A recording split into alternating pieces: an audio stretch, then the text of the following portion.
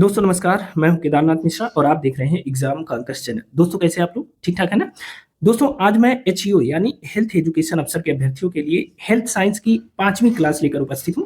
और आज का जो हमारा टॉपिक है वह है राष्ट्रीय कुष्ठ रोग नियंत्रण कार्यक्रम 1955 या नेशनल लेप्रोसी कंट्रोल प्रोग्राम एनएलसीपी 1955 के बारे में आज हम लोग अध्ययन करेंगे। लेकिन इस टॉपिक को पढ़ने से पहले भारत में स्वास्थ्य क्षेत्र की जो विकास यात्रा है उसके संबंध में संक्षिप्त में मैं आपको कुछ जानकारी देना चाहता हूं, तो ध्यान से इन चीजों को देखिएगा। देखिए, जब भारत आजाद हुआ, भारत कब आजाद हुआ? तो 15 अगस्त 1947। 15 अगस्त 1947 को हम लोग आजाद होते हैं। और इस समय अगर कोई पूछे आपके कि 15 अगस्त 1947 को जब भारत आजाद हुआ था तो उस समय लोगों की जो औसत आयु थी, औसत आयु, ठीक है, एवरेज जो जीते थे लोग, औसत आयु मात्र 32 वर्ष थी। ठीक है, तो आजादी के समय लोगों की जो औसत आयु थी वह मात्र 32 वर्ष थी। उसका कारण क्या था? उसका गरीबी प्रमुख कारण था, भूखमरी थी, भूखमरी थी। और गरीबी भूखमरी आप जानते हैं सभी बीमारियों का जन्मदाता है। गरीबी और भूखमरी क्या होती है? सभी बीमारियों की जन्मदात्री है ये दोनों। ठीक है, दो चीजें। तीसरी जो सबसे महत्वपूर्ण बात थी वह महामारियों का दौर था, महामारियों का दौर था।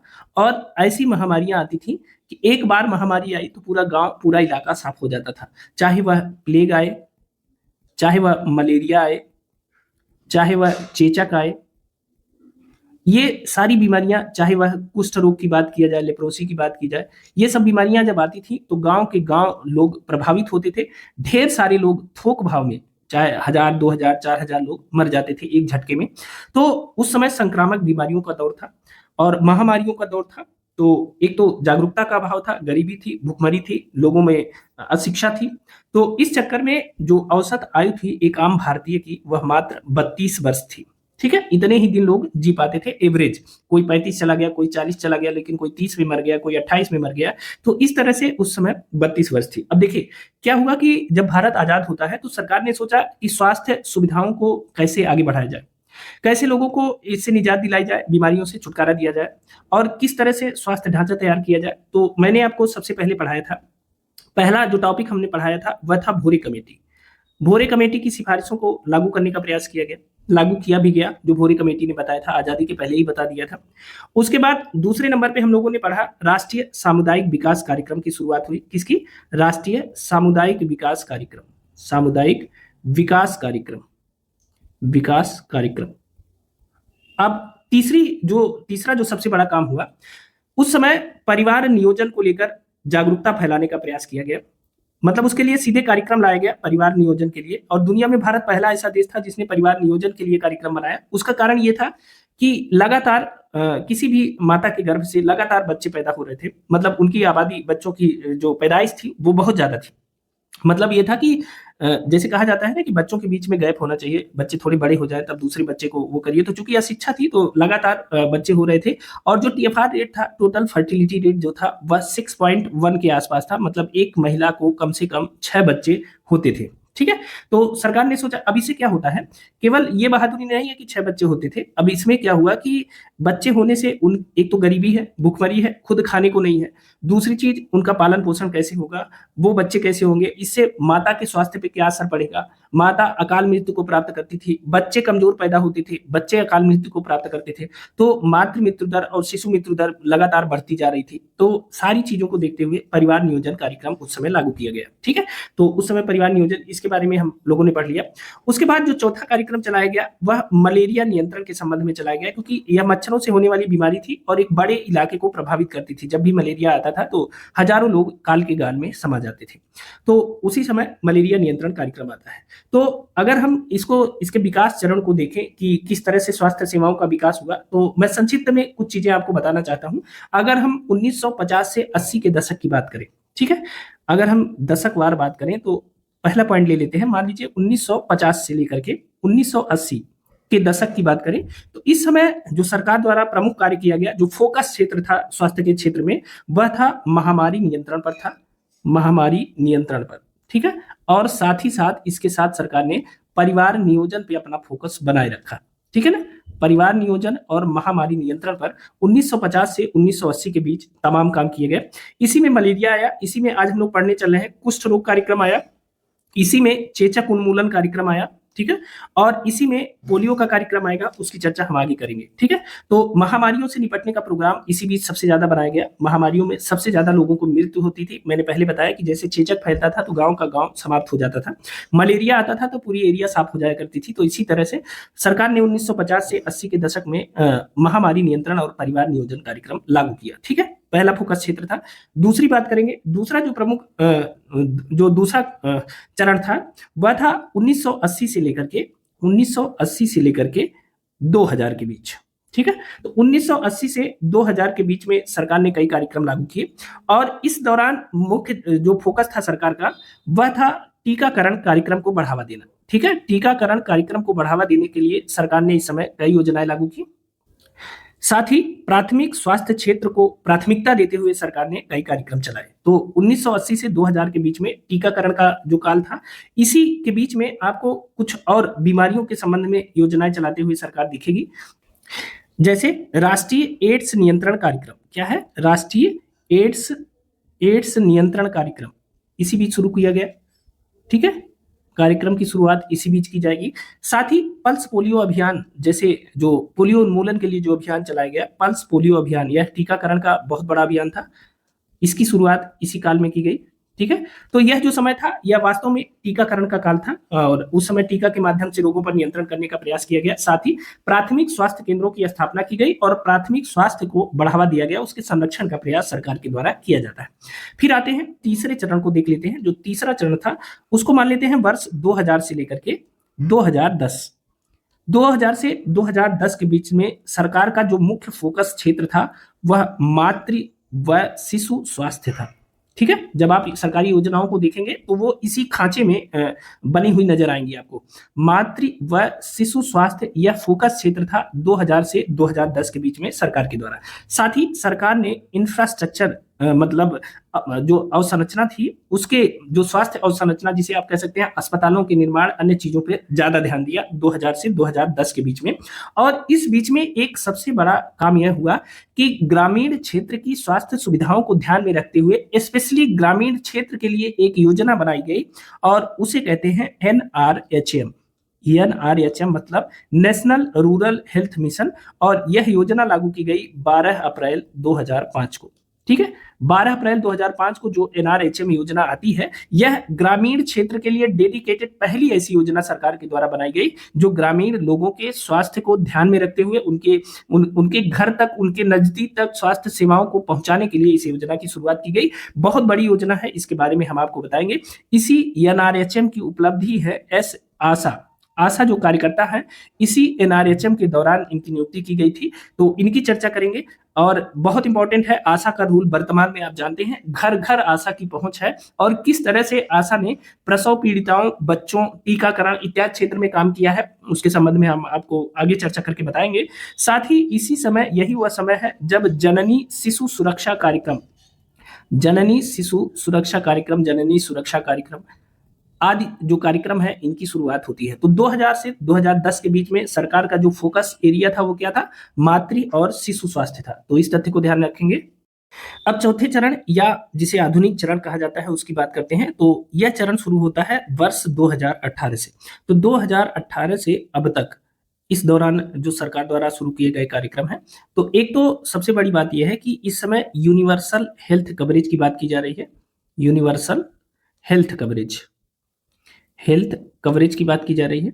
साथ ही इस समय डिजिटल क्रांति है।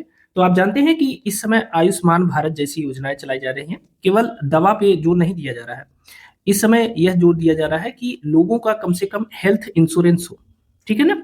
स्वास्थ्य बीमा जैसी चीजों को बढ़ावा दिया जा रहा है ताकि किसी को कोई भी समस्या हो तो कम से कम आर्थिक रूप से उसकी दिक्कत न हो। साथ ही सरकार आयुष्मान भारत जैसी दुनिया की सबसे बड़ी सरकारी वित्त पोषित स्वास्थ्य बीमा योजना चला रही है, जो प्रति परिवार जो है जिसमें 5 लाख रुपए का बीमा कवर दिया जाता है, तो इसे भी ध्यान रखेंगे। साथ ही चूंकि डिजिटल क्रांति का दौर है तो ABDM जैसी योजनाएं चलाई जा रही हैं। ABDM मतलब आयुष्मान भारत डिजिटल मिशन जैसी योजनाएं चलाई जा रही हैं। साथ ही साथ प्रधानमंत्री जन औषधि, आप यूं लिख सकते हैं PM जन औषधि योजना के माध्यम से लोगों को सस्ती दरों पर दवाओं को भी उपलब्ध कराने का प्रयास सरकार के द्वारा किया जा रहा है। ठीक है, तो ये सारे कार्यक्रम इस समय चल रहे हैं। अब देखिए इन कार्यक्रमों का लाभ क्या हुआ, यह भी संक्षिप्त में जान लीजिए। तो आप जानते हैं कि जो चेचक है, चेचक को कब समाप्त किया गया? चेचक 1977 में भारत से समाप्त हो गया। ठीक है, इसकी चर्चा हम लोग कल डिटेल से करेंगे। अगर पोलियो की बात करें, पोलियो की जो समाप्ति, भारत को पोलियो मुक्त कब घोषित किया गया? तो वर्ष 2014 में भारत को पोलियो मुक्त घोषित कर दिया गया। बहुत इंपॉर्टेंट है, ठीक है ना, पोलियो मुक्त 2014 में घोषित किया गया। एक बीमारी थी टेटनेस, जानते हैं टेटनेस के बारे में? टेटनेस नामक जो बीमारी थी उससे भी भारत को मुक्त कर दिया गया है 2015 में, इसकी भी चर्चा करेंगे। ठीक है, अब इन बीमारियों के समाप्त होने के बाद, साथ ही स्वास्थ्य सुविधाओं के विस्तार होने के बाद, वर्तमान में जो भारत के लोगों की जो औसत आयु है, औसत आयु वह कितनी हो गई है? वह हो गई है 70 वर्ष प्लस। ठीक है, मतलब 70 से अधिक वर्ष वर्तमान में औसत आयु हो गई है। हम चले कहां से? हमारी यात्रा शुरू हुई थी 32 वर्ष की औसत आयु से। ठीक है, और हम इस समय खड़े कहां हैं? तो एवरेज 70 वर्ष एक व्यक्ति की आयु इस समय आकलित की गई है कि आदमी एवरेज 70 वर्ष जीता है, 70 या इससे थोड़ा सा अधिक हो सकता है। ठीक है, तो इसका मतलब क्या है कि जो हमारी स्वास्थ्य सेवाएं हैं उस पर हमने अच्छे से काम किया है, और स्वास्थ्य जिस तरह से हमने योजना बनाई है उस योजनाओं में हम सफल रहे हैं, तभी तो हमने अपनी औसत आयु को बढ़ाने में सफलता हासिल की है। दुगुने से अधिक औसत आयु वर्तमान में हो गई है जहां से हमने इस यात्रा को शुरू किया था। अब इसको आपने देख लिया कि किस तरह से स्वास्थ्य योजनाएं बनाई गई और किस तरह से प्राथमिकता के आधार पर उन स्वास्थ्य योजनाओं को जो है धीरे धीरे लागू करते हुए प्राथमिकता के आधार पर उसे विभिन्न रोगों के संबंध में लागू किया गया और चीजों में नियंत्रण पाया गया। ठीक है, ये थी पूरी योजनाएं, पूरा क्रम था ये। ठीक है, अब देखिए हमने जब इस वीडियो की शुरुआत की तो मैंने कहा कि ये हमारी 5वीं क्लास है हेल्थ साइंस के संबंध में। 5वीं क्लास है तो पहले 4 क्लास हमने कौन कौन से पढ़े हैं उसकी बात करते हैं। तो सबसे पहले हम लोगों ने पढ़ा था, देखिए यहाँ लिख देता हूँ, सबसे पहली क्लास जो हमारी थी वह थी भोरे कमेटी, हमने पढ़ा था। ठीक है, भोरे कमेटी के बारे में पढ़ा था। दूसरी क्लास जो हमारी थी वह थी सामुदायिक विकास कार्यक्रम, राष्ट्रीय सामुदायिक विकास कार्यक्रम के बारे में हमने पढ़ा था, सामुदायिक विकास कार्यक्रम। ठीक है, इसके बारे में हमने पढ़ा था। तीसरी जो हमारी क्लास थी इस संबंध में, तीसरी क्लास में हमने क्या पढ़ा था? राष्ट्रीय परिवार नियोजन, राष्ट्रीय परिवार नियोजन कार्यक्रम। ठीक है, राष्ट्रीय परिवार नियोजन कार्यक्रम 1952 के बारे में हम लोगों ने तीसरी क्लास में पढ़ा था। और जो हमारी चौथी क्लास थी वह थी राष्ट्रीय मलेरिया नियंत्रण कार्यक्रम की, राष्ट्रीय मलेरिया नियंत्रण कार्यक्रम की यह क्लास थी। ठीक है, तो इसे भी ध्यान रखेंगे। तो इस तरह से अभी तक हम लोगों ने हेल्थ साइंस की 4 क्लास कर ली है। आज मैं 5वीं क्लास लेकर उपस्थित हूँ। आप में से किसी ने भी अगर इन चारों क्लासों को नहीं देखा है तो देख लीजिए। हमने यूट्यूब पर हेल्थ HEO हेल्थ साइंस नाम से एक प्लेलिस्ट बनाई है, आप उसमें जाएंगे तो ये क्लासेस आपको वहां देखने को मिल जाएंगे। ठीक है, अब देखिए अभी तक आप लोगों ने 4 क्लास पढ़ा है, 5वीं पढ़ने चल रहे हैं, तो इसके संबंध में कुछ प्रश्नों के जवाब भी आप दे देते तो मुझे अच्छा लगता है और मैं जान पाता कि आप वास्तव में पढ़ ही रहे हैं। ठीक है ना, और कुछ नहीं कर रहे हैं, मेहनत से पढ़ रहे हैं, क्योंकि आपको लगातार दिमाग में ये बना रहता है कि कहीं और पढ़ना पड़ेगा, कुछ और पढ़ना पड़ेगा, आपके पढ़ाने भर से नहीं होगा। तो मैं आपको बता दूं कि अभी हमने आपको कुछ पढ़ाया ही नहीं है, अभी तो मैंने स्टार्ट ही नहीं लिया है, अभी तो हम केवल आपको कुछ चीजें पढ़ा पा रहे हैं। एक तो समय का अभाव हो रहा है और बीच बीच में थोड़ा सा तबीयत भी गड़बड़ हो जा रही है, इसलिए मैं रेगुलर क्लास ले नहीं पा रहा हूँ। जितना मैं पढ़ाऊंगा उतने में तो आप कोई भी परीक्षा पास कर सकते हैं, सिर्फ HEO की बात नहीं है। और इन क्लासेस को आप फ्री क्लासेस मान के न पढ़िएगा, किसी भी उच्चतम फीस वाली क्लास से इस क्लास की तुलना कर लीजिएगा, फिर हमको बताइएगा। हम कोटा पूर्ति नहीं करते और न ही फ्री क्लास के नाम पे हम इसको औपचारिक पढ़ाते हैं। ठीक है, हम पूरे मन से पढ़ाते हैं और मेरा उद्देश्य है हर उस व्यक्ति तक, हर उस जरूरतमंद तक हमारी ये आवाज पहुंच जाए जिसके पास फीस नहीं है, जो मतलब किसी की बड़े कोचिंग संस्थानों को फीस नहीं दे सकता है, उस व्यक्ति और उसमें पढ़ने की इच्छा है, पढ़ने की ललक है, हम सिर्फ उस तक पहुंचना चाहते हैं। ये फ्री क्लासेस औपचारिकता नहीं है, एक मिशन है। ठीक है, तो इसको एक मिशन की तरह ही पढ़िए और ये मान के पढ़िए कि जैसी क्लासेस मेरी रहती हैं आप वैसी क्लासेस का मूल्यांकन आप कर लीजिए, क्योंकि मैं इसे पैसे से नहीं नाप सकता। आप बाजार देखते हैं तो आप जान लीजिएगा कि इस क्लास की वैल्यू क्या है। ठीक है, चलिए पहले आप हमारे कुछ सवालों के जवाब दे दीजिए, जो अभी तक हमने पढ़ाया है उसके बारे में थोड़ा सा आप हमको बता दीजिए। मैं आपसे 2 से 3 सवाल ही पूछूंगा जो अब तक मैं पढ़ा चुका हूं। पहला सवाल है, राष्ट्रीय वेक्टर जनित रोग नियंत्रण कार्यक्रम की शुरुआत कब की गई? आपको बताना है राष्ट्रीय वेक्टर जनित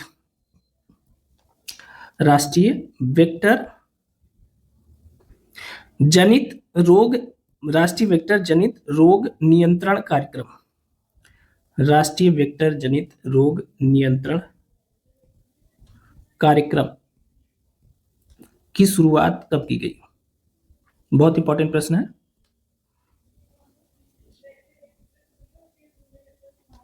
ठीक है, तो देखिए ऑप्शन है आपके समक्ष। पहला ऑप्शन है 1985, दूसरा ऑप्शन है 1997, तीसरा ऑप्शन है 1999 और चौथा ऑप्शन है 2003।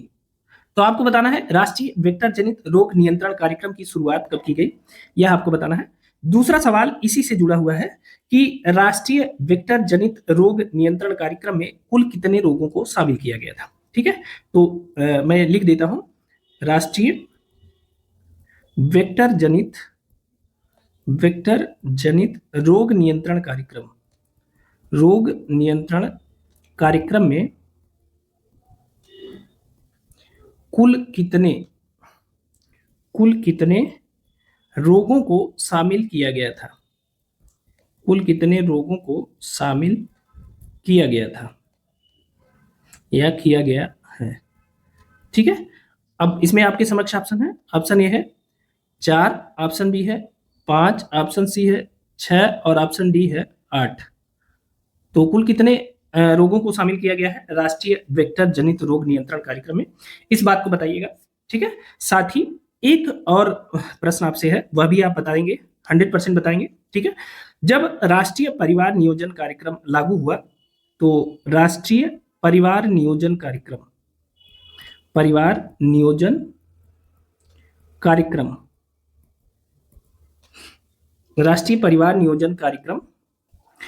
1952 में कुल प्रजनन दर या टीएफआर कहते हैं, टोटल फर्टिलिटी रेट, या इसे कहते हैं कुल प्रजनन दर या इसे टीएफआर कहते हैं। ठीक है, टोटल फर्टिलिटी रेट को कितने प्रतिशत तक, कितने बिंदु तक सीमित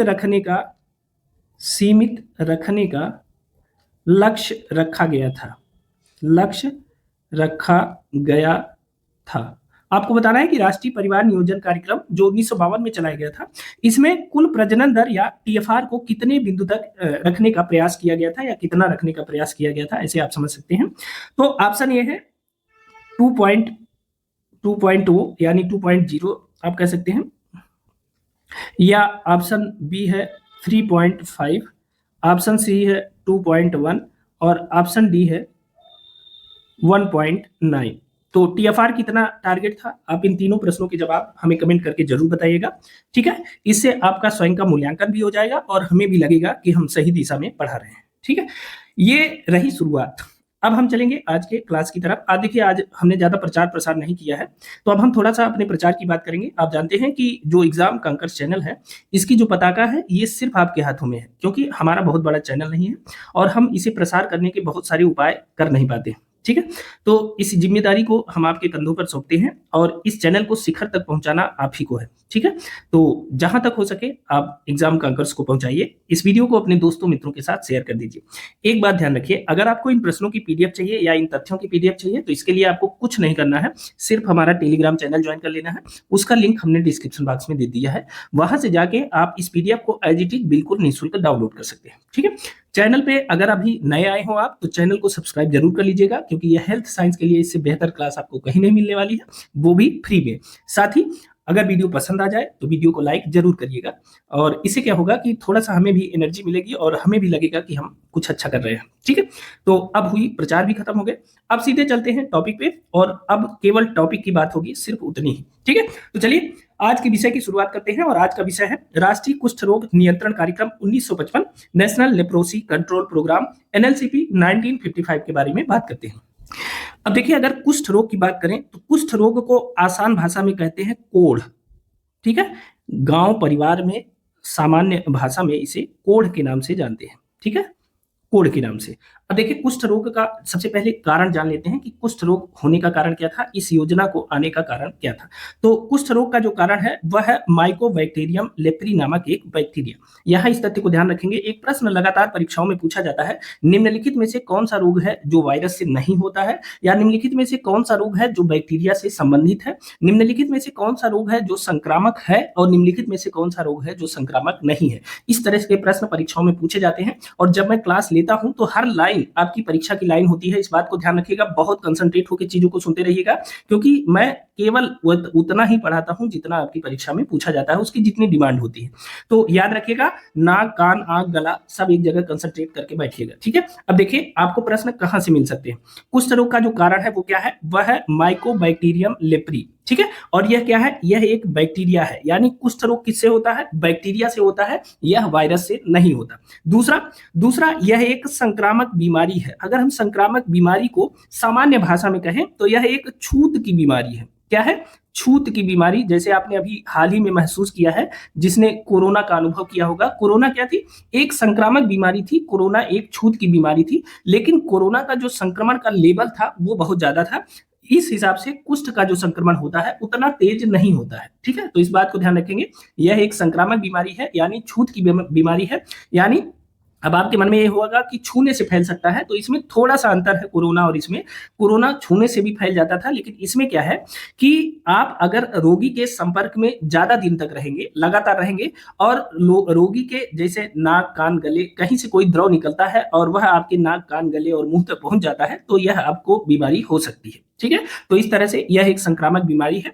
इसका लक्षण क्या है, इसका लक्षण है त्वचा पर हल्के रंग के धब्बे, जिनमें फीलिंग कम या खत्म हो जाती है। फीलिंग कम या खत्म मतलब आप इसे शून्य की स्थिति कह सकते हैं, कि जैसे एक धब्बा होता है, गोल सा धब्बा पड़ जाता है, सफेद कलर का ये धब्बा होता है, ठीक है। कैसा होता है, सफेद कलर का एक धब्बा हो जाता है, और यहाँ की जो स्थिति होती है यह शून्य हो जाती है। मतलब यहाँ अगर चमोटी काटी जाएगी तो आपको पता नहीं चलेगा, कोई पिन चुभाई जाएगी तो आपको एहसास नहीं होगा, या एहसास होगा तो बहुत न्यूनतम होगा, जितना होना चाहिए उतना नहीं होगा। तो त्वचा पर हल्के रंग के धब्बे पड़ जाते हैं, जहां फीलिंग्स कम या खत्म हो जाती है, इसे ध्यान रखेंगे। हाथ पैरों में कमजोरी आ जाती है या शून्यता की स्थिति आ जाती है, मांसपेशियों में कमजोरी होती है, और त्वचा पर गांठें या घाव बन जाता है। यह बीमारी का लक्षण है, ठीक है। अब देखिए 1950 का जो दशक है वह भारत में कुष्ठ रोग से सर्वाधिक प्रभावित देशों में भारत था उस समय, ठीक है। सबसे बड़ा कारण ये था, कुष्ठ रोग केवल एक बीमारी नहीं है। अगर यह केवल एक बीमारी होती तो इससे सरकार बहुत आसानी से पार पा जाती। कुष्ठ रोग की स्थिति ये हो गई कि लोगों के मन में इसे दैवीय संकट के रूप में देखा गया, ठीक है, दैवीय संकट के रूप में। अब हमने आपको बताया कि कुष्ठ रोग का मतलब क्या होता है, कोढ़, ठीक है। अब कुष्ठ रोग क्या हो गया, एक गाली बन गई, ठीक है। पहले आदमी जब गाली देता था तो कहता था जाओ कोढ़िया जाओ, ठीक है ना, क्या कहता था, जाओ कोढ़िया जाओगे। या जैसे कोई भी बच्चा किसी, मान लीजिए किसी मंदिर से कोई 1 रुपया 2 रुपया उठा लेता था, तो उसकी माँ उसे डांटते हुए कहती थी, बेटा कोढ़ी हो जाओगे, भगवान का चढ़ाया हुआ पैसा तुम न लो, ठीक है। आपने कभी ना कभी इन सब बातों को सुना होगा। तो सबसे बड़ी गाली थी कि कोढ़िया जाओ, ठीक है। तो यह केवल बीमारी नहीं रह गई, यह एक गाली हो गई थी। अब गाली कब दी जाती है, जब बहुत किसी चीज की हिकारत भरी नजर से किसी को देखा जाता है, बहुत निम्न स्तर पे जाके देखा जाता है, तब उसे उस शब्द को गाली के रूप में प्रयोग किया जाता है। तो कोढ़ एक गाली थी, केवल बीमारी नहीं थी। पहली चीज, समाज में इसे दैवीय संकट, दैवीय आपदा या किसी देवी के क्रोध का परिणाम माना जाता था, कि आपने कोई ऐसा अपराध किया है कि आप कोढ़िया गए हैं, ठीक है, यह भी कहा जाता था। लोग छूने से घबराते थे, लोगों उस परिवार से मिलना जुलना तक लोग बंद कर देते थे, उनके यहाँ आना जाना, उठना बैठना। अब इसका असर क्या हुआ, इसका असर जिसके घर में यह समस्या थी, जिसके घर में यह सब, भाई ये समस्या तो किसी ने लाया नहीं अपने पास, तो जिसके घर में यह समस्या थी वह क्या करता था, वह इस समस्या को छुपा लेता था, ठीक है। कारण क्या था, तुरंत समाज उसे अपने समाज से बहिष्कृत कर देगा। तो इसलिए लोग क्या किए, लोग इस समस्या को छुपा लिए। तो सरकार ने बहुत प्रयास किया कि आप बाहर आइए, आप बताइए, इसकी दवा है, इसका इलाज किया जा सकता है, ये कोई दैवीय आपदा नहीं है। लेकिन लोगों को बाहर निकलते निकलते बहुत समय लगा, इसलिए इस बीमारी का क्योर होते होते इसमें भी टाइम लगा। लेकिन सरकार ने इसके लिए लगातार अभियान चलाया, लोगों में जागरूकता फैलाई, लोग हिम्मत किए, चोरी चुपे ही सही, जैसे भी लोगों ने दवा किया, और एक प्रोग्राम के द्वारा सरकार सरकार ने धीरे धीरे इस रोग पर नियंत्रण पा लिया। ठीक है, अब देखिए आपने कुछ दिन से देखा होगा, खासकर जब से डिजिटल इंडिया आई है तब से कोई किसी को कोढ़ी हो जावे का गाली नहीं देता है। आप अपने गांव में भी देख सकते हैं, कोई किसी को कोढ़ी होने की गाली नहीं देता है। कारण क्या है?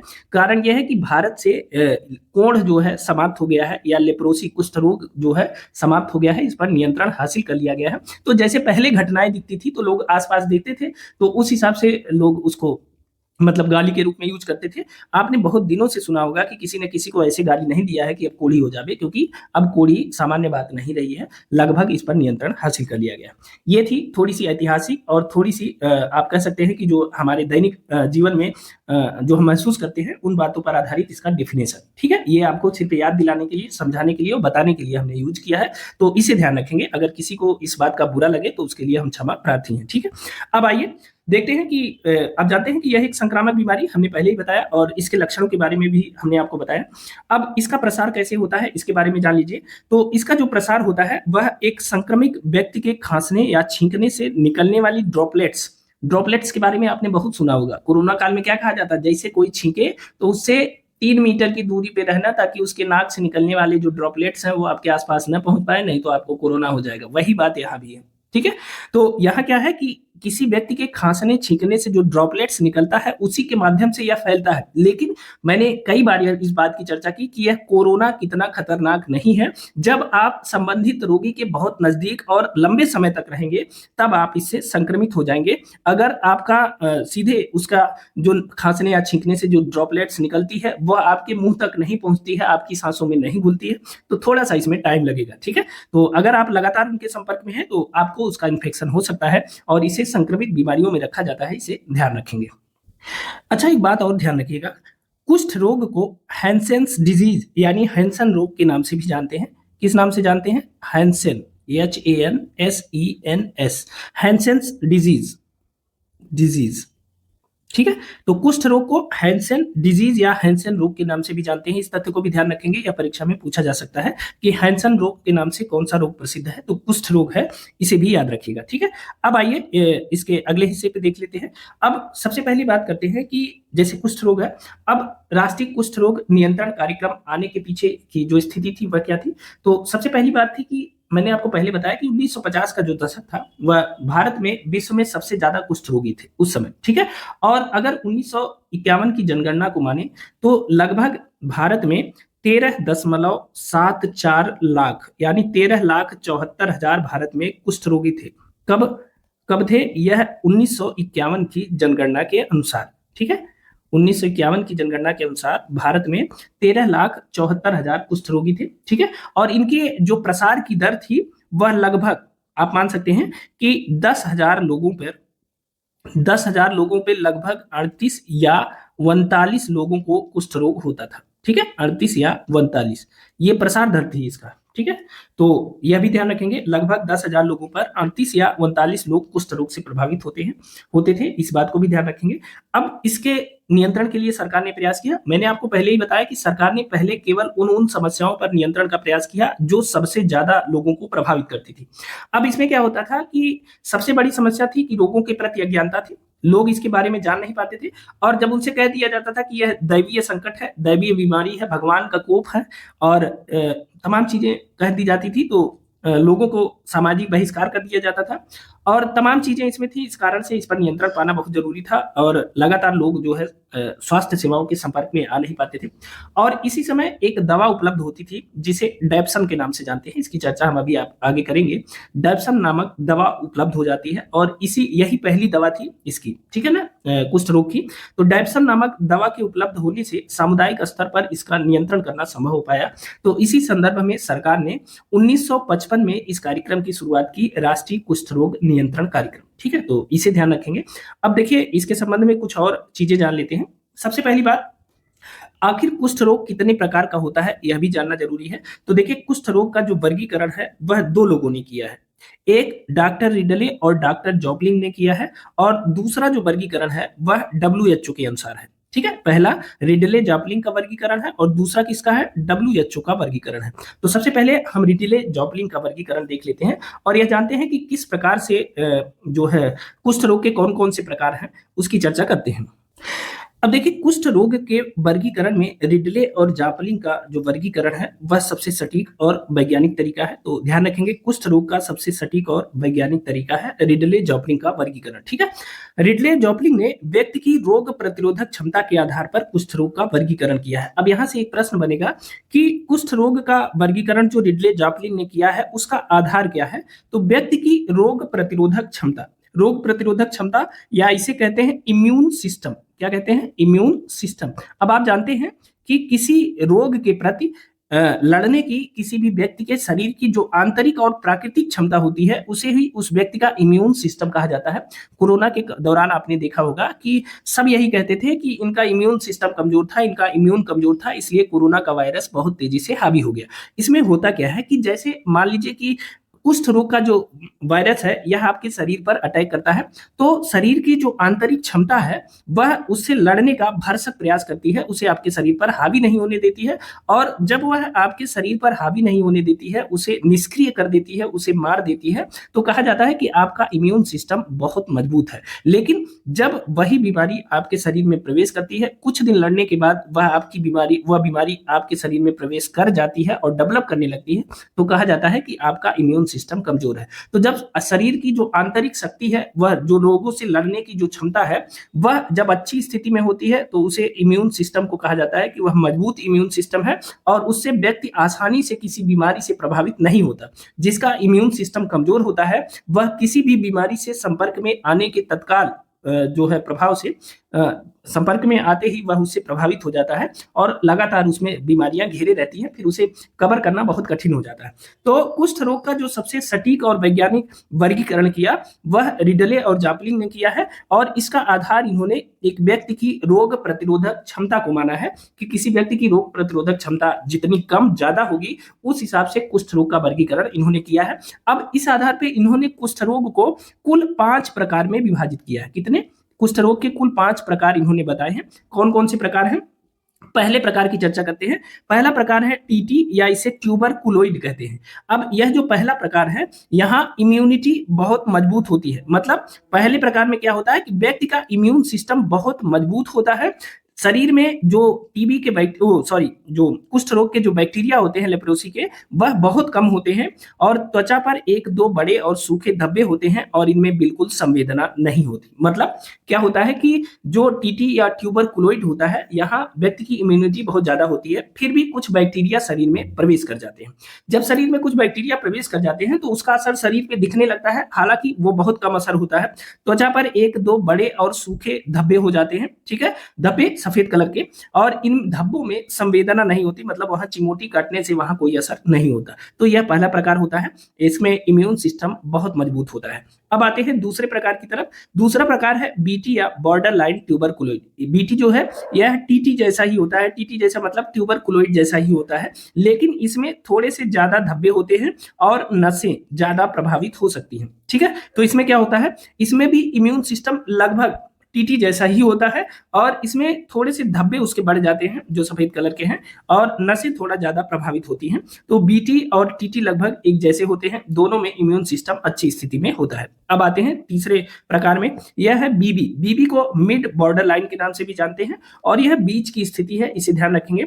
इसमें धब्बे ज्यादा होते हैं और उनका आकार पंच्ड आउट यानी पंच की तरह होता है, जैसे किसी ने मोहर मार दिया हो ऐसे आकार हो जाता है, मतलब धब्बे बड़े हो जाते हैं और स्थिति स्थिर नहीं रहती है, घटते बढ़ते रहते हैं ये धब्बे, इसे ध्यान रखेंगे। तो जो तीसरी स्थिति है, यहाँ इम्यून सिस्टम धीरे धीरे कमजोर होने लगता है और इस बैक्टीरिया का जो असर है वह शरीर पर पड़ने लगता है। ठीक है, तो धब्बे जो है बाहर निकल के आते हैं, धब्बों का आकार बड़ा हो जाता है और ये मुहर की तरह दिखाई देने लगते हैं। तो ये तीसरी स्थिति है। तीसरी स्थिति को बीबी या मिड बॉर्डर लाइन के नाम से जानते हैं। चौथा जो वर्गीकरण है कुष्ठ रोग का वह है बीएल या बॉर्डर लाइन लेप्रोमेटस। बीएल को क्या कहते हैं? Border line लेप्रोमेटस। इस स्थिति में मनुष्य की इम्यूनिटी कमजोर होने लगती है, धब्बे बहुत अधिक और छोटे होते हैं और शरीर के अंगों में सूजन आ सकती है। ठीक है, इसमें क्या होता है, इम्यूनिटी कमजोर होने लगती है। पहले जो दो थे टीटी, देखिए ये टीटी और बीटी, यहाँ पर इम्यूनिटी लगभग एक जैसा था, थोड़ा सा अंतर था टीटी से बीटी में। उसके बाद बीबी जब आता है तो यहाँ पे क्या है, इम्यूनिटी मिड वाली एरिया में आ जाती है, न बहुत अच्छी न बहुत खराब। अब यहाँ से डाउनफॉल होता है जब बीएल कैटेगरी में आते हैं, बॉर्डर लाइन लेप्रोमेटस में। इस स्थिति में मनुष्य की जो इम्यूनिटी है वह कमजोर होने लगती है, धब्बे बहुत अधिक हो जाते हैं शरीर में, छोटे छोटे धब्बे हो जाते हैं, शरीर के विभिन्न अंगों में सूजन आ सकती है। यह चौथा प्रकार है कुष्ठ रोग का। पांचवा है एलएल या लेप्रोमेटस। इस स्थिति में क्या होता है कि इम्यूनिटी बहुत कमजोर हो जाती है, बैक्टीरिया पूरे शरीर में फैल जाते हैं और त्वचा पर अनगिनत गांठें और धब्बे होते हैं, नाक या चेहरे की बनावट बदल सकती है। ये पांचवा प्रकार है जिसे लेप्रोमेटस कहते हैं। यानी पहले प्रकार में इम्यूनिटी बहुत अधिक थी, पांचवें प्रकार में इम्यूनिटी सबसे कम है और इस समय बैक्टीरिया पूरे शरीर में फैल गए हैं, त्वचा पर अनगिनत गांठें हो गई हैं, धब्बे हो गए हैं, नाक और चेहरे की बनावट बदल गई है, बदल सकती है। यह पांच प्रकार किसने बताया था? ये पांच प्रकार बताए थे रिडले और जापलिंग ने। ठीक है, तो कुष्ठ रोग के कितने प्रकारों की चर्चा की है रिडले जापलिंग ने? कुल 5 प्रकारों की। इन्हें आप नोट कर लीजिएगा, टीटी, बीटी, बीबी, बीएल और एलएल। ठीक है, अब आते हैं, यही वर्गीकरण डब्ल्यूएचओ ने भी किया है। डब्ल्यूएचओ ने कुष्ठ रोग का जो वर्गीकरण किया है वह केवल 2 भागों में बांटा है। डब्ल्यूएचओ ने कुष्ठ रोग को केवल 2 भागों में बांटा है और 2 भागों में बांटने का जो उसका उद्देश्य था वह, चूंकि इस समय तक जब डब्ल्यूएचओ ने इसका डिवाइडेशन किया, इसे 2 भागों में बांटा, उस समय तक एमडीटी दवा का विकास हो चुका था और एमडीटी दवा किसको कितनी देनी है उस हिसाब से उसे डिवाइड करना था कि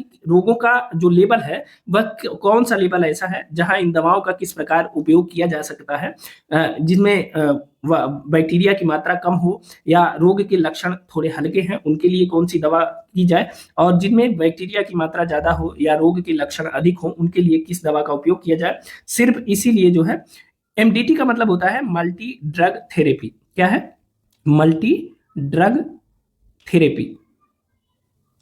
ठीक है, तो इसके आने के बाद जो है डब्ल्यूएचओ ने 2 हिस्सों में बांटा कुष्ठ रोग को, तो मुख्यतः 2 भागों में इसे विभाजित किया है और इस विभाजन का जो आधार है, 2 आधार है। एक तो बैक्टीरिया की मात्रा, शरीर में बैक्टीरिया की मात्रा, और दूसरा शरीर की रोग प्रतिरोधक क्षमता। देखिए, अब डब्ल्यूएचओ के जो कुष्ठ रोग का वर्गीकरण आधार है वह क्या है? शरीर में बैक्टीरिया की कितनी मात्रा है, ये आधार है पहला, और दूसरा शरीर की जो रोग प्रतिरोधक क्षमता है, जो रिडले और जापलिंग ने जिसे माना था वह भी इसने माना। तो बैक्टीरिया की मात्रा और रोग प्रतिरोधक क्षमता लगभग एक ही है, कोई दिक्कत नहीं है। इनके आधार पर इसने वर्गीकरण किया डब्ल्यूएचओ ने, और 2 प्रकार के कुष्ठ रोगों की बात इसने की। ठीक है, कौन कौन से 2 प्रकार है? पहला है पॉसी बैसिलरी, इसे पीबी के नाम से जानते हैं। क्या है? पॉसी बैसिलरी है, इसे पीबी के नाम से जानते हैं। इसे कुष्ठ रोग का हल्का रूप आप कह सकते हैं। ठीक है, अब देखिए इसके अन्य लक्षणों को देखते हैं। इसमें शरीर में बैक्टीरिया बहुत कम होते हैं। ठीक है, शरीर में बैक्टीरिया बहुत कम होते हैं। किस प्रकार के कुष्ठ रोग में? पीबी के कुष्ठ रोग में।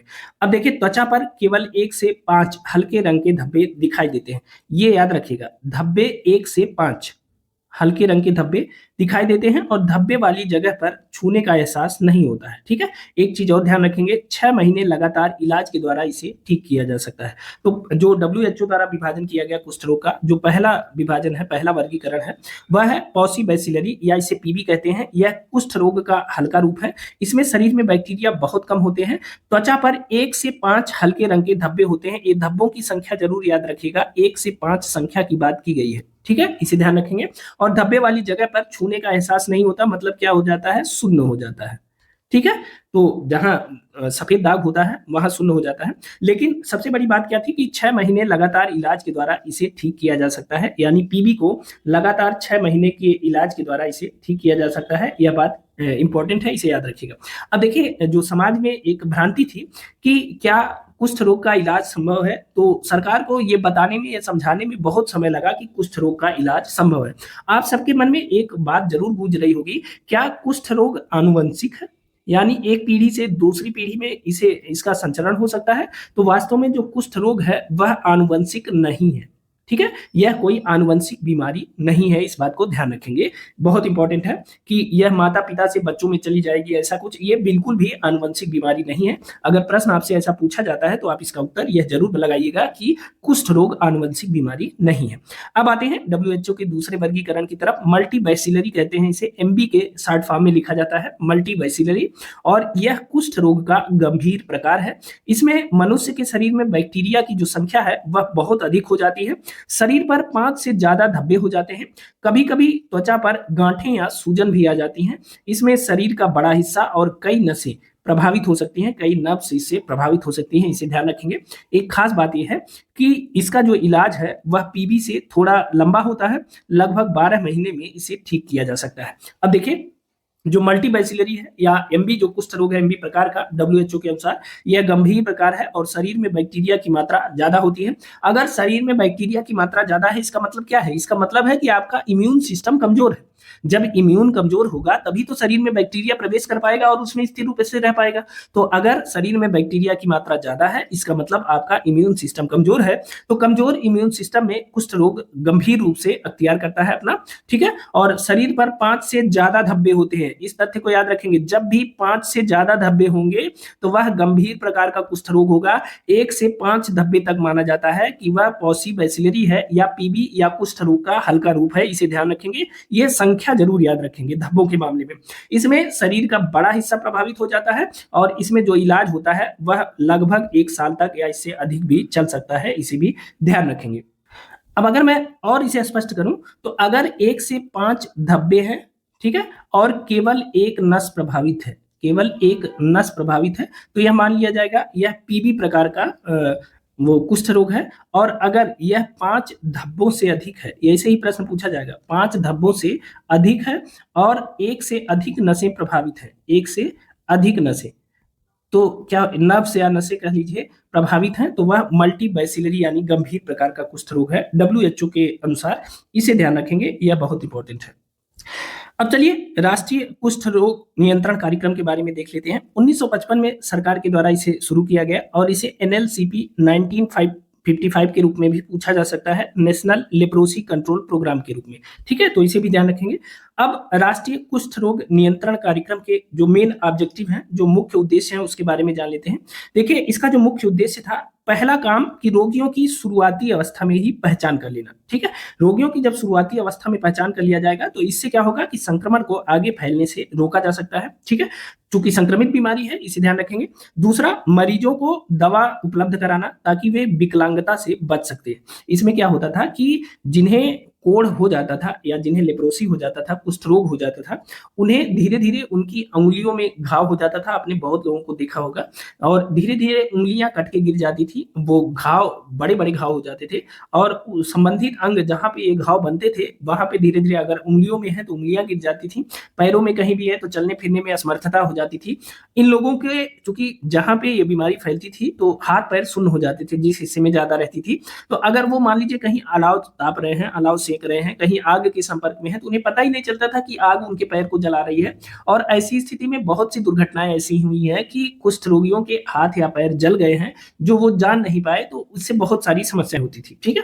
तो इनको क्या होता था कि जैसे ही ऐसी सिचुएशन होती थी, उनकी बीमारी का पता चलता था, तो उनको जल्दी से दवा उपलब्ध कराया जाता था ताकि उनमें विकलांगता या डिसेबिलिटी न उत्पन्न हो, ठीक है। साथ ही समाज में कुष्ठ रोग के प्रसार को रोक करके संक्रमण की चेन को ब्रेक करना, ये टारगेट था किसका? ये national leprosy control programme NLCP 1955 का जो मुख्य टारगेट था वो यही था। सबसे पहले रोगियों की पहचान कर लेना ताकि संक्रमण को आगे फैलने से रोका जा सके। दूसरा, मरीजों को दवा उपलब्ध कराना ताकि उनमें विकलांगता को रोका जा सके। और तीसरा, समाज में कुष्ठ रोग के प्रसार को रोक करके संक्रमण की चेन को ब्रेक करना, ठीक है, ताकि यह आगे न जा सके। अब इन उद्देश्यों की पूर्ति के लिए जो स्ट्रेटजी बनाई गई, जो रणनीति बनाई गई, वह कौन सी थी? उस रणनीति को SET या सेट के नाम से जानते हैं। अब ये रणनीति कौन है? यस का मतलब होता है सर्वे। सर्वे मतलब स्वास्थ्य कार्यकर्ता घर घर जाकर लोगों की जांच करते थे, क्योंकि मैंने आपको बताया कि इसे सामाजिक अभिशाप माना गया। लोग गाली देते थे, मतलब कोढ़ एक गाली हो गई थी, इसे दैवीय आपदा के रूप में स्वीकार किया गया था। तो जिनके घर में, जिनके बच्चों में, जिनके परिवार में किसी को भी कोढ़ या या कुष्ठ रोग था, उसने कभी भी समाज में खुलकर यह नहीं स्वीकार किया कि उसे कुष्ठ रोग है। तो लोग इस बीमारी को लेकर घरों में बैठे रहते थे, दुबके रहते थे, या शरीर के ऐसे आंतरिक हिस्से में जिसे कुष्ठ रोग था, जो कपड़े पहन के छुपाए जा सकते हैं, तो उन्होंने कभी किसी को जीवन में बताया ही नहीं कि हम कुष्ठ रोगी हैं। और सामाजिक भय से, सामाजिक तिरस्कार के भय से लोग जो है अपनी बीमारी को ढोते रहते थे। और अगर वह व्यक्ति किसी के संपर्क में आता था, अब चूंकि मान लीजिए अपने परिवार में ही वह दवा नहीं ले रहे हैं, परिवार के बच्चों के संपर्क में आएंगे, परिवार के अन्य सदस्यों के संपर्क में आएंगे, तो उससे परिवार में उनके वह बीमारी फैलती रहती थी। तो लोग कहते थे कि यह जो बीमारी है यह आनुवंशिक है, यह जो घर है यह कोरिया का घर है, ऐसे लोग गाली दिया करते थे। ठीक है ना। तो उससे क्या, बीमारी आनुवंशिक नहीं थी, लेकिन अब चूंकि लोग छुपाने के चक्कर में घर में ही उसको वो करते थे, क्योंकि संक्रामक बीमारी थी तो फैल जाती थी। तो इसलिए लोगों के तिरस्कार के डर से, सामाजिक अपमान के डर से लोग इसको बताते नहीं थे। तो इसमें क्या किया गया, जो सेट स्ट्रेटजी बनाई गई, एसईटी यानी एस से सर्वे किया गया, और स्वास्थ्य कार्यकर्ता घर घर जाते थे, लोगों की जांच करते थे, ताकि छिपे हुए मरीजों को पता लगाया जा सके। ठीक है, तो सर्वे किया गया। दूसरा एजुकेशन, ई से एजुकेशन, एजुकेशन शिक्षा, लोगों को इस बीमारी में जागरूक किया गया, बताया गया कि भैया यह कोई श्राप नहीं है, यह एक बीमारी है, ताकि क्योंकि भेदभाव को कम किया जा सके, इसलिए लोगों को यह लगातार बताया गया। ठीक है, और साथ ही टी का मतलब क्या किया गया, ट्रीटमेंट। ट्रीट का मतलब इसके पहचाने गए मरीजों को उनके घर के पास ही दवाएं उपलब्ध कराई गई, ताकि उनको कहीं दूर तक जाना ना पड़े, क्योंकि ऐसे रोगियों को आने जाने में भी बड़ी असुविधा होती थी। तो सर्वे, एजुकेशन और ट्रीटमेंट के द्वारा पहले जो यह प्रोग्राम बनाया गया, इस पर नियंत्रण करने का प्रयास किया गया। अब जो ट्रीटमेंट किया जाता था वह कैसे किया जाता था, तो उस समय कुष्ठ रोग की केवल एक दवा उपलब्ध थी। 1955 की हम बात कर रहे हैं। 1955 में कुष्ठ रोग की केवल एकमात्र दवा उपलब्ध थी, और उसका नाम था डैप्सन। क्या नाम था, डैप्सन या डैप्सोन आप कह सकते हैं। एकमात्र दवा थी, इसीलिए इसे मोनोथेरेपी के नाम से जाना जाता है। यानी अगर हम बात करें कि 1955 में कुष्ठ रोग की कितनी दवाएं थी, केवल एक दवाई थी। यानी इसका जो इस दवा का उपयोग मोनोथेरेपी के रूप में किया जाता है, एकल दवा उपचार आप इसे कह सकते हैं। ठीक है, डैप्सन का मतलब क्या था, मोनोथेरेपी का मतलब कि एकल दवा उपचार के द्वारा इसे ठीक करने का प्रयास किया जाता था डैप्सन के माध्यम से। ठीक है, अब देखिए चुनौतियां क्या क्या आई बीच में। डैप्सन एकमात्र दवा थी, यह आप जानते हैं, और डैप्सन का जो इलाज है यह बहुत लंबा चलता था, कभी कभी 1-2 साल, 3 साल, 4 साल या जीवन भर, जिसके कारण मरीज जो है ऊब जाता था और बीच में ही दवा छोड़ देता था। जैसे ही बीच में वह दवा छोड़ देता था, तो फिर वहीं से फिर से वह बीमारी उसे अपने आगोश में ले लेती थी। ठीक है, तो यह सबसे बड़ी चुनौती थी। लेकिन फिर भी यह जो कार्यक्रम चलाया गया, इससे बहुत लाभ हुआ, ऐसा नहीं है कि इसका कोई लाभ ही नहीं हुआ। इससे सबसे बड़ा यह लाभ हुआ कि देश भर में लेप्रोसी कंट्रोल यूनिट्स बनाए गए।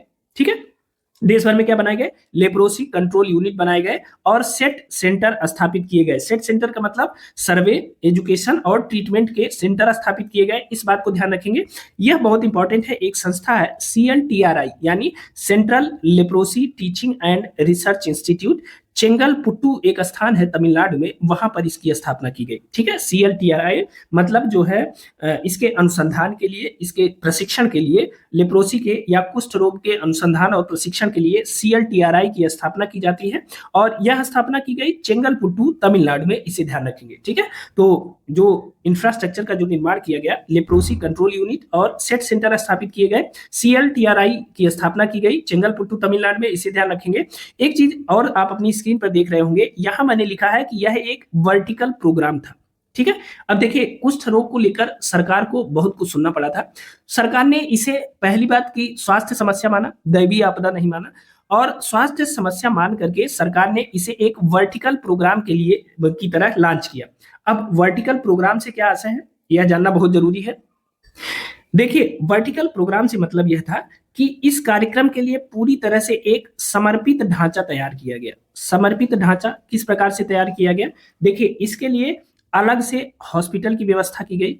ठीक है, हॉस्पिटल बनाए गए अलग से।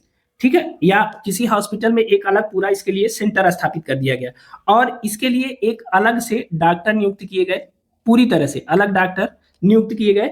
इसके लिए अलग क्लिनिक बनाई गई, वो हमने आपसे पहले कहा कि इसके लिए अलग जो है क्लिनिक बनाई गई। इसके लिए अलग फील्ड वर्कर नियुक्त किए गए, अलग से फील्ड वर्कर नियुक्त किए गए, जो भी स्वास्थ्य कर्मचारी नियुक्त हुए अलग से नियुक्त किए गए। इसका कारण यह था कि सरकार ने पूरी तरह इस पर ध्यान नियंत्रित करने के लिए इसके लिए पूरी एक अलग व्यवस्था ही बनाई कि यह जो व्यवस्था है, यह जो हॉस्पिटल है, यह जो क्लिनिक है, यह केवल कुष्ठ रोग का इलाज करेगा। ठीक है, तो कुष्ठ रोग को एक वर्टिकल प्रोग्राम के रूप में इसे लागू किया गया, जो यह मतलब राष्ट्रीय कुष्ठ रोग नियंत्रण कार्यक्रम था, उसके तहत वर्टिकल प्रोग्राम के रूप में लागू किया गया और अलग डॉक्टर, अलग क्लिनिक, अलग फील्ड वर्कर इत्यादि की वो स्थापना की गई। ठीक है, नियुक्त की गई। साथ ही जो लेप्रोसी कंट्रोल यूनिट था, इनको ऐसी जगह पे देखिए, लेप्रोसी कंट्रोल यूनिट देश में कई जगह स्थापित किए गए और ऐसी जगह जहां 1000 की आबादी पर 5 मरीज थे। ठीक है, इनकी जो स्थापना की गई जहां 1000 आबादी पर 5 मरीज थे, ऐसी जगह एलसीयू की स्थापना की गई। ठीक है, और एक एलसीयू जो है यानी लेप्रोसी कंट्रोल यूनिट जो है, एक एलसीयू कुल 1.5 लाख की आबादी को कवर करता था। ठीक है, कितने को? 1.5 लाख की आबादी को कवर करता था एक एलसीयू। इसे भी ध्यान रखेंगे, यह भी इंपॉर्टेंट है। तो इस तरह से सरकार ने इंफ्रास्ट्रक्चर की स्थापना की। और एक चीज और ध्यान रखेंगे, ऐसे ही नहीं होता है। जो तमाम संस्थाएं थी, स्वैच्छिक संगठन जिसे आप एनजीओज कहते हैं, एनजीओज ने इसमें बड़ी भूमिका निभाई और स्वैच्छिक संगठनों की जो भागीदारी रही, जैसे गांधी मेमोरियल लेप्रोसी फाउंडेशन, एक संस्था है गांधी मेमोरियल लेप्रोसी फाउंडेशन। ठीक है, ये एक एनजीओ है। तो ऐसे एनजीओ ने भी मिलकर के सरकार के साथ काम किया, ऐसे गैर सरकारी संगठनों ने, और दूर दराज के क्षेत्रों तक इस तरह से जागरूकता फैल पाई, दवाओं की पहुंच हो सकी, रोगियों की पहचान की जा सकी इन सभी कार्यक्रमों के माध्यम से। तो इस तरह से जो अचीवमेंट रहा राष्ट्रीय कुष्ठ रोग नियंत्रण कार्यक्रम 1955 का, वह देख लेते हैं। तो उपलब्धियां देखिए, विभिन्न संस्थानों का निर्माण किया गया, हमने आपको ऊपर बताया। कुष्ठ रोग के संबंध में एक व्यापक डेटाबेस भी मिल गया। ठीक है, पहली बार सरकार के पास एक ऐसा आंकड़ा आया कि देश के किन किन राज्यों में यह बीमारी सबसे ज्यादा फैली हुई है। ये डेटाबेस बहुत जरूरी होता है। जब आपके पास यह डेटा आ गया, जैसे कोरोना में आप देखते नहीं थे कि कहाँ संक्रमण दर सबसे ज्यादा है, तो सबसे पहले उसे ही सुरक्षित करने का प्रयास किया जाता था। ठीक है, उसे ही क्वारंटीन करने का सबसे पहले प्रयास किया जाता था। तो इसका जो सबसे बड़ी इस कार्यक्रम की उपलब्धि रही, कुष्ठ रोग के संबंध में एक व्यापक डेटाबेस प्राप्त हुआ सरकार को। और इससे क्या हुआ कि तमिलनाडु, आंध्र प्रदेश और उड़ीसा, 3-4 राज्य ऐसे आए, जैसे तमिलनाडु, आंध्र प्रदेश और उड़ीसा। ऐसे ही कुछ राज्यों के और नाम आए, जहां यह पता चला कि इन राज्यों में सबसे ज्यादा कुष्ठ रोग की समस्या है। तो इससे क्या होगा, इन राज्यों के संबंध में एक अलग से सरकार के पास जो है व्यवस्थित योजना बनाने का एक डाटा हो गया। इसके संबंध में सरकार प्रयास कर सकती थी। ठीक है, चौथा, कलंक या स्टिग्मा या कलंक में कमी। ठीक है, जब सरकार ने क्या किया कि सरकारी के जो कर्मचारी थे या जो एनजीओ के कार्यकर्ता थे, लगातार गांव-गांव जाते थे, घर-घर जाते थे, लोगों में जागरूकता फैलाते थे और उसके रोग के बारे में बताते थे और कहते थे भाई ये कोई दैवीय श्राप नहीं है, दैवीय आपदा नहीं है, यह एक बीमारी है। तो इससे जिस रोगी का घर गांव वाले बराना मतलब कि वहां आना जाना बंद कर देते थे, सामाजिक बहिष्कार आप इसे कह सकते हैं। तो जिस रोगी के घर को लोगों ने सामाजिक रूप से बहिष्कृत कर दिया था, तो वहां लोग आना जाना बढ़ाते थे और उनके प्रति जो ये लगता था कि कुलियवा घर है, इसके घर नहीं जाना चाहिए, तो धीरे धीरे लोगों की मानसिकता में थोड़ा सा परिवर्तन आता है। ठीक है, तो इन शब्दों को मैं केवल आपको समझाने के लिए आपको बता रहा हूं। जो मतलब सामान्य स्तर पे जो बातचीत होती है वो ऐसे ही लोग कहते थे, इसीलिए कोई भी व्यक्ति अपनी बीमारी को सार्वजनिक रूप से बता नहीं पाता था। ठीक है, यही बात आगे चल के हम आपको एड्स में भी बताएंगे। ठीक है, तो देखिए इस तरह से जब लोगों का आना जाना बढ़ा और सरकारी कर्मचारियों का आना जाना बढ़ा, दवाएं शुरू हुई, तो लोगों में इस भावना का थोड़ा सा भावना में कमी आई, स्टिग्मा या कलंक में कमी आई। साथ ही समय से दवाएं उपलब्ध हो गई, तो जो घाव बनते थे, जो उंगलियां या पैर सड़ जाते थे, कट के गिर जाते थे, तो उसमें भी थोड़ी सी कमी आई। तो इससे लोगों में विकलांगता में कमी आई। इस तथ्य को भी ध्यान रखेंगे। यह उपलब्धियां थी, इसे ध्यान रखेंगे। किसकी उपलब्धियां? राष्ट्रीय कुष्ठ रोग नियंत्रण कार्यक्रम की। ठीक है, यहाँ यह बात ध्यान रखने वाली है कि 1955 का जो राष्ट्रीय कुष्ठ रोग नियंत्रण कार्यक्रम था, यह कुष्ठ रोग बीमारी को पूरी तरह से समाप्त नहीं कर पाया, खत्म नहीं कर पाया। उसका जो प्रमुख कारण था वह था, एक तो डैप्सन नामक जो दवा थी, डैप्सन नामक, यह एकल दवा थी, मोनोथेरेपी के तहत इसका इलाज किया जाता था। यह दवा धीमी थी। ठीक है, लेकिन इसका जो सबसे बड़ी इसकी उपलब्धि हुई, यह जो कुष्ठ रोग था, इसको एक सामाजिक समस्या से खत्म करने में सरकार सफल हुई। मतलब इसे सामाजिक समस्या से बदलकर चिकित्सीय समस्या के रूप में स्थापित कर दिया गया। ठीक है, चिकित्सीय समस्या के रूप में स्थापित कर दिया गया, और यह लोगों को समझाने में सहायता मिली कि इसका इलाज हो सकता है, समस्या के रूप में स्थापित किया गया। और आप जानते हैं कि 1955 के समय में इतनी अत्याधुनिक सुविधाएं नहीं थी, तो सरकार क्या करती थी, टोलियां बनाती थी, घर घर जाकर लोगों में जागरूकता फैलाई जाती थी, और यही सबसे बड़ी उपलब्धि रही कि सामाजिक समस्या न होकर के इसे चिकित्सीय समस्या के रूप में स्थापित करने में सरकार सफल हुई, और यह बताने समझाने में सफल हुई कि इसका इलाज हो सकता है, यह एक बीमारी है और इसकी दवा बन गई है। ठीक है, अब क्या होता है, इसी बीच में 1981-82 की बात है, जब एमडीटी का आविष्कार हो जाता है। एमडीटी क्या होता है, इसकी भी चर्चा कर लेते हैं। एमडीटी का मतलब होता है multi drug therapy. Multi drug therapy, ठीक है, थेरेपी का एमडीटी का आविष्कार हो जाता है, और डब्ल्यूएचओ दुनिया भर के देशों से यह अपील करता है कि आप सभी लोग अपने देश में कुष्ठ रोग नियंत्रण के लिए एमडीटी का इस्तेमाल करें, मल्टी ड्रग थेरेपी का इस्तेमाल करें, और इससे कुष्ठ रोग से पूरी तरह से निपटा जा सकता है। तो जैसे ही ये सारी चीजें आती हैं, भारत में राष्ट्रीय कुष्ठ उन्मूलन कार्यक्रम की शुरुआत हो जाती है, और यह वर्ष है 1983। एमडीटी आया था 1981-82 में, एमडीटी आया था 81-82 में, और एक आशा की किरण सरकार को दिखी, तो सरकार ने अपने राष्ट्रीय कुष्ठ रोग नियंत्रण कार्यक्रम में थोड़ा सा सुधार करते हुए, कारण ये था कि देखिए, एक तो डैप्सोन के प्रति रेजिस्टेंस उत्पन्न होने लगा था, क्योंकि 1952 से लगातार यह दवा चल रही थी, अब इसके प्रति थोड़ा थोड़ा सा रेजिस्टेंस आने लगा था। ठीक है, मतलब यह कम काम करने लगी थी, पहला कारण। दूसरा कि एमडीटी का आविष्कार हो गया था, मल्टी ड्रग थेरेपी, और डब्ल्यूएचओ की यह अपील थी कि मल्टी ड्रग थेरेपी जो है कुष्ठ रोग पर नियंत्रण के लिए पूरी तरह कारगर है। तो एक दूसरा कारण ये था, और तीसरा जो कारण था वह सरकार ने सोचा कि अब हम किसी भी तरह से कुष्ठ रोग का उन्मूलन करके रहेंगे, तो सरकार का यह संकल्प था, इसीलिए राष्ट्रीय कुष्ठ उन्मूलन कार्यक्रम की शुरुआत 1983 में की जाती है। इसे नेशनल लेप्रोसी इरेडिकेशन प्रोग्राम या एनएलईपी के नाम से जानते हैं, 1983, इसे भी नोट कर लीजिएगा, यह भी इंपॉर्टेंट है। अब देखिए, थोड़ी सी एमडीटी की चर्चा कर देते हैं। एमडीटी का आविष्कार 1981-82 में होता है, और डब्ल्यूएचओ दुनिया भर के देशों से यह अपील करता है कि आप लोग एमडीटी का यूज करके कुष्ठ रोग पर नियंत्रण हासिल कर सकते हैं। एमडीटी में 3 दवाओं का प्रयोग किया जाता था, जिनमें जो पहली दवा थी उसे डेप्सन आप जानते हैं, पहली दवा तो यही थी, तो यह भी एमडीटी में शामिल थी, और डेप्सन। दूसरी जो दवा थी वह था रिफैम्पिसिन। क्या था? दूसरी दवा थी रिफैम्पिसिन, यह दूसरी दवा थी, और जो तीसरी दवा थी एमडीटी के तहत वह थी क्लोफाजीमाइन।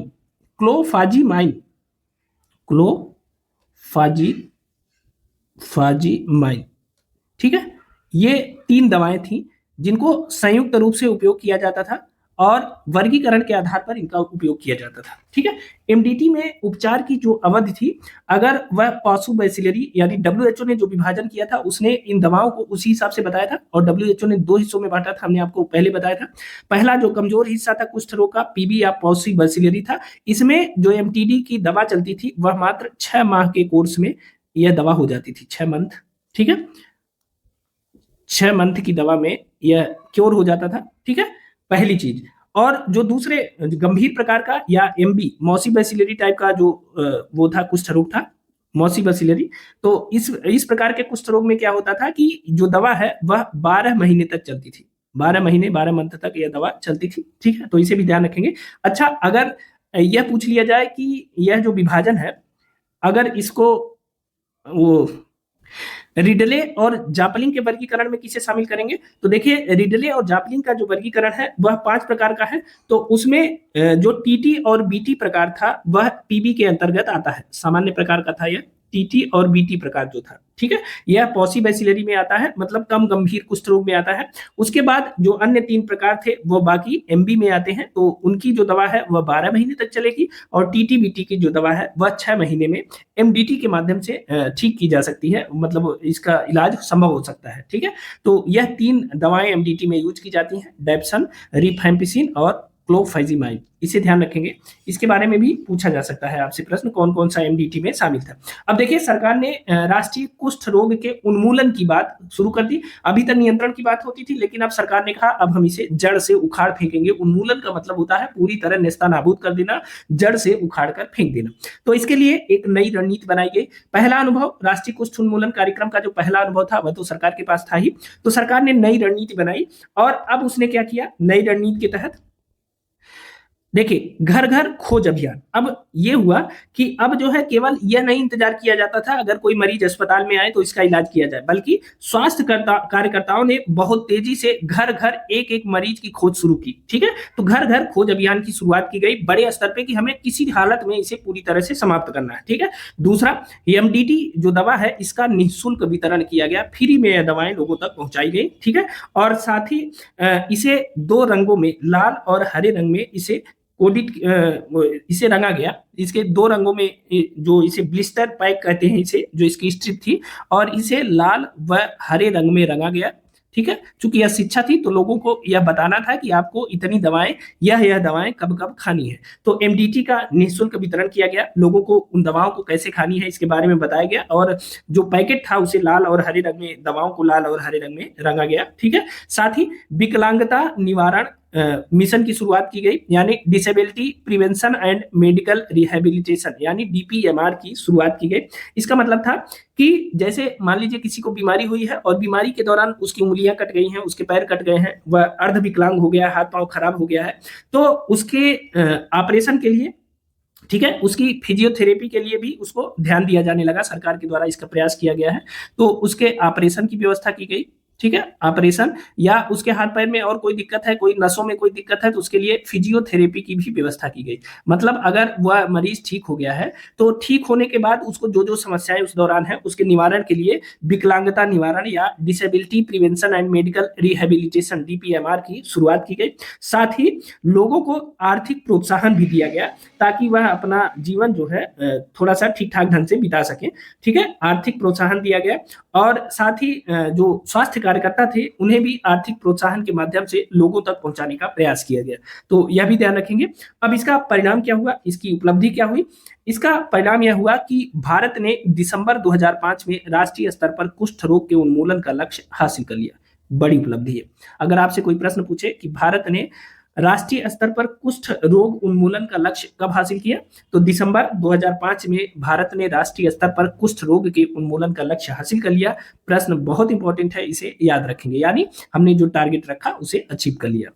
तो अभी तक आपने राष्ट्रीय कुष्ठ रोग नियंत्रण कार्यक्रम 1952 और राष्ट्रीय कुष्ठ उन्मूलन कार्यक्रम 1983 के बारे में पढ़ लिया। ठीक है, अब हम आपको वह पढ़ाने चल रहे हैं जो वर्तमान में सरकार द्वारा इन कुष्ठ रोगियों के लिए जो सरकार द्वारा योजनाएं चलाई गई हैं।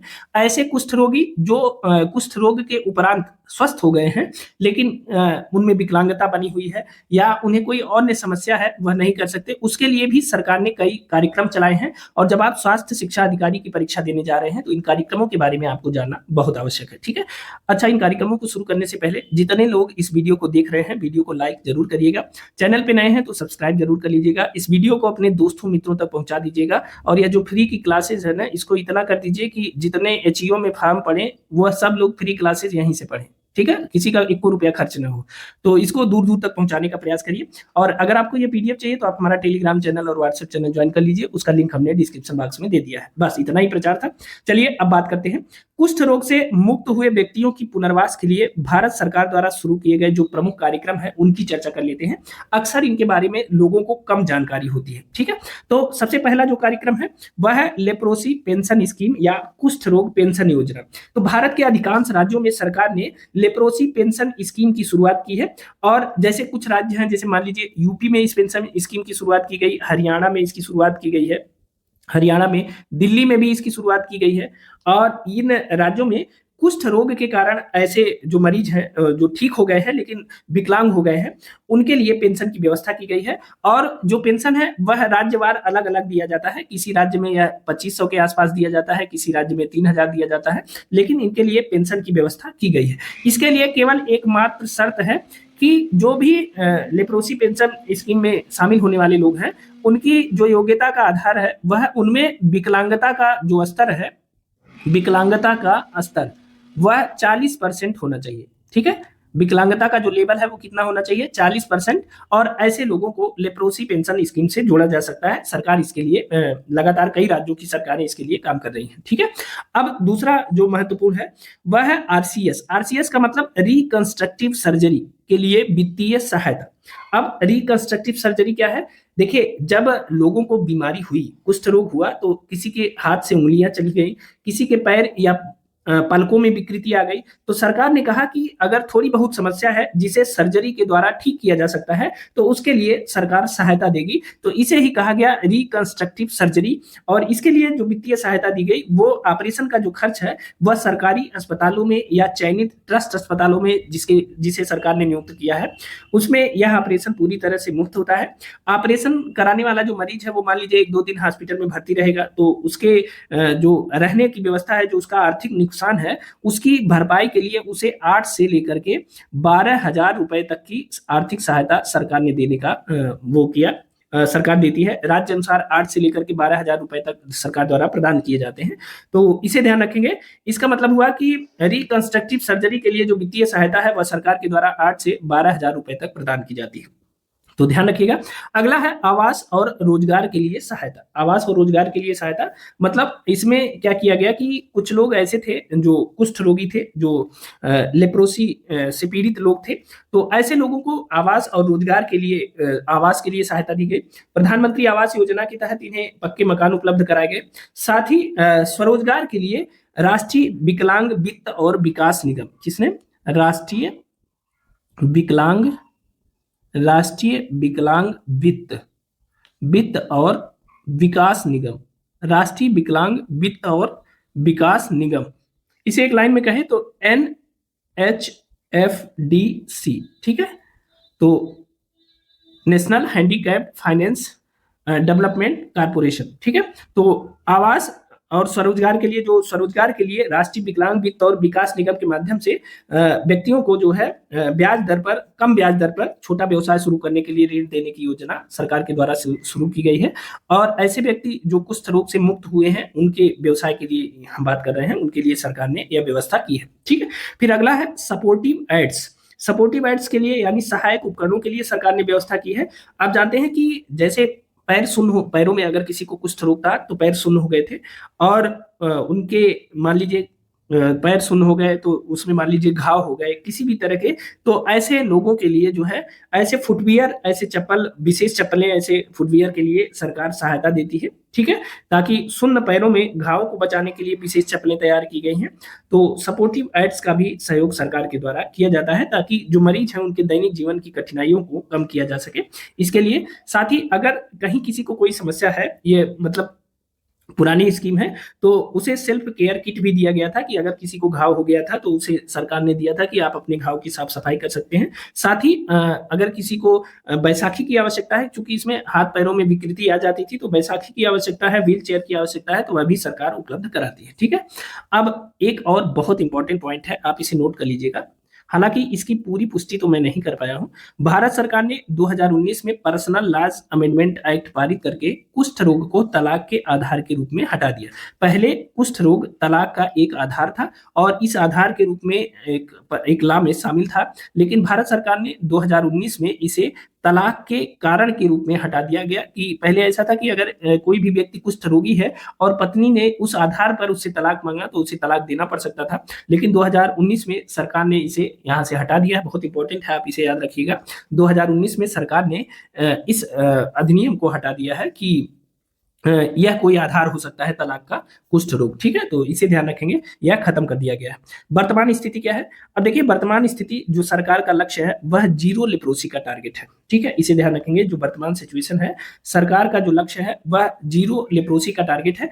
एक चीज और याद रखिएगा, दुनिया भर में विश्व कुष्ठ दिवस के रूप में 30 जनवरी को मनाया जाता है। ठीक है, ध्यान रखेंगे, 30 जनवरी को विश्व कुष्ठ दिवस के रूप में मनाया जाता है दुनिया भर में, इसे याद रखिएगा। ठीक है, अब सरकार का लक्ष्य जीरो लेप्रोसी है और सरकार ने एक अभियान शुरू किया है जिसे स्पर्श अभियान कहते हैं, और यह 30 जनवरी से 13 फरवरी के बीच देश भर में विशेष जागरूकता अभियान का भी सरकार के द्वारा आयोजन किया जाता है।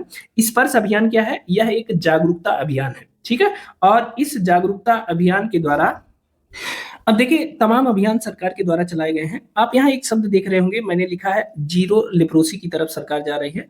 आप सोच रहे होंगे कि हमने यह बता दिया था कि 2005 में ही भारत से जो राष्ट्रीय स्तर पर है वह कुष्ठ रोग के उन्मूलन का लक्ष्य हासिल कर लिया गया है। अब आप सोच रहे होंगे जब हम 2005 में लक्ष्य हासिल कर लिए तो अभी क्या बच गया है जो जीरो लेप्रोसी की तरफ हम जा रहे हैं। तो दरअसल यह जो उन्मूलन का लक्ष्य है, WHO का जो मानक है वह है कि अगर 10,000 लोगों पे कहीं एक मामला आता है कुष्ठ का, तो यह मान लिया जाएगा कि उन्मूलन हो गया है, बस कहीं छिटपुट एक आध केस बचे हुए हैं। भारत की जो यह स्थिति है वह स्थिति 0.57 की है, ठीक है। 0.57 है, मतलब 10,000 लोगों में 0.57 मतलब एक से भी कम, आधा लोगों की संभावना है कि इनको कुष्ठ रोग हो सकता है। ऐसी स्थिति अभी बनी हुई है। तो सरकार ने अब एकदम टारगेट बना लिया है कि अब जो है पूरी तरह से इसे निजात पाना है और 2027 तक हमें इसे पूरी तरह से खत्म कर देना है। और आप जानते हैं कि जब से SDG आया है, सस्टेनेबल डेवलपमेंट गोल्स, उसमें भी यह टारगेट दिया गया है कि 2030 तक दुनिया भर से कुष्ठ रोग को समाप्त होना चाहिए। भारत सरकार भी इस दिशा में काम कर रही है। अब देखिए भारत सरकार ने एक नया स्ट्रेटेजिक रोड मैप बनाया है 2023 से 27। अब कुष्ठ का इलिमिनेशन नहीं बल्कि पूरी तरह से इरेडिकेशन किया जाएगा, पूरी तरह से समाप्त कर दिया जाएगा। और LCDC मतलब लेप्रोसी केस डिटेक्शन कैंपेन का आयोजन किया जा रहा है। अब देखिए LCDC का जो उद्देश्य है वह क्या है कि उन जिलों पर विशेष ध्यान देना जहां अभी भी केस मिलते हैं, जहां अभी भी केस मिलते हैं, उन जिलों पर ध्यान देना। LCDC leprosy case detection campaign, उन जिलों पर ज्यादा जोर देना जहां अभी भी केस मिलते हैं इस अभियान की शुरुआत के द्वारा। मतलब अब उन्मूलन नहीं, इलिमिनेशन नहीं करना है बल्कि इरेडिकेशन करना है, पूर्ण समाप्त करना है, ठीक है, याद रखेंगे। साथ ही पेप की शुरुआत की गई है, मतलब पोस्ट एक्सपोजर प्रोफिलेक्सिस। दरअसल 1 अप्रैल 2025 को WHO की एक नई गाइडलाइन आती है। अभी पिछले वर्ष 1 अप्रैल 2025 को WHO की एक नई गाइडलाइन आती है और उसके अनुसार कुष्ठ रोग के उपचार के नियमों को भारत में और सख्त और प्रभावी बना दिया गया है। अब वह शक्ति क्या है, तो पेप मतलब होता है पोस्ट एक्सपोजर प्रोफिलेक्सिस की शुरुआत की गई है। अब इसमें क्या होता है कि यह एक नया कदम है। किसी घर में यदि किसी व्यक्ति को कुष्ठ रोग निकलता है तो उसके संपर्क में जितने लोग आए हैं, भले वह पूरी तरह से स्वस्थ हैं, ठीक है, ऐसे लोगों को एक दवा लगा दी, मतलब एक खुराक खिला दी जाती है। किस दवा की? रिफैम्पिसिन की। क्या है? रिफैम्पिसिन, जो MDT में एक दवा है रिफैम्पिसिन, उसकी एक खुराक ऐसे स्वस्थ लोगों को खिला दी जाती है जो किसी कुष्ठ रोगी के संपर्क में आए हैं। जिसके भी परिवार में एक कुष्ठ रोगी निकलता है, उसके परिवार के, उसके आसपास के, उसके यहाँ आने जाने वाले लोगों के सभी स्वस्थ लोगों को रिफैम्पिसिन की एक गोली खिला दी जाती है। इससे क्या होता है कि संक्रमण का खतरा पूरी तरह से समाप्त हो जाता है।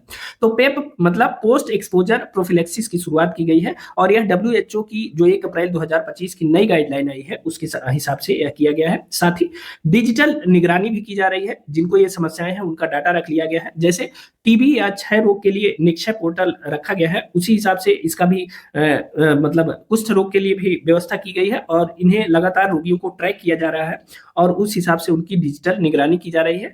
अब जो अगला टारगेट है वह है कि 2027 तक पूरे देश में जीरो ट्रांसमिशन का लक्ष्य है और यह बहुत इंपॉर्टेंट है कि भारत सरकार ने टीबी के पूर्ण उन्मूलन का लक्ष्य किस वर्ष को तय किया है, किस वर्ष तक टीबी के पूर्ण उन्मूलन का लक्ष्य रखा है। यह विभिन्न परीक्षाओं में प्रश्न पूछा जा चुका है। तो वर्ष 2027 तक पूरे देश में जीरो ट्रांसमिशन का लक्ष्य भारत सरकार ने रखा है, तो इसे याद रखिएगा। तो इस तरह से 1955 में कुष्ठ रोग के नियंत्रण से कार्यक्रम की शुरुआत होती है। 1983 में यह उन्मूलन पर पहुंचता है, और 1983 के बाद अब 2027 का टारगेट रखा गया है और यह जो टारगेट है यह किसका है? जीरो ट्रांसमिशन का टारगेट रखा गया है 2027 में और सरकार अपने टारगेट की तरफ बढ़ रही है और बहुत जल्दी जो है हम जीरो ट्रांसमिशन का जो टारगेट है इसे भी हासिल कर लेंगे। तो ये थी कुष्ठ रोग से संबंधित, कुष्ठ कार्यक्रमों से संबंधित सरकार की जो प्रमुख योजना थी उसके संबंधित।